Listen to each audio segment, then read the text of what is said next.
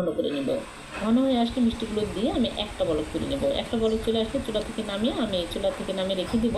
সারা রাত পরের দিন সকালে মিষ্টিগুলো সার্ভ করে নিচ্ছে। হয়ে গেল ভীষণ সুস্বাদু নরম তুলতুলে রসমালাই। সিমাইয়ের রসমালাই খেতে কিন্তু দারুণ মজার হয়। ভালো লাগলে লাইক করুন, শেয়ার করবেন। আল্লাহ হাফিজ। আসসালামু আলাইকুম। আজকে আমি সিমাইয়ের নরম তুলতুলে রসমালাই বানিয়ে দেখাবো।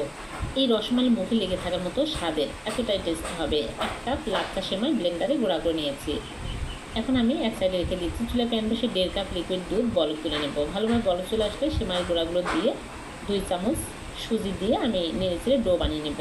তারপর চুলা থেকে নামিয়ে আমি একটা প্লেটে ঢেলে ঠান্ডা করে নেব। ঠান্ডা হয়ে গেলে 2 চামচ গুঁড়া দুধ, 1 টেবিল চামচ কর্নফ্লাওয়ার দিয়ে ভালো করে মথে নেব।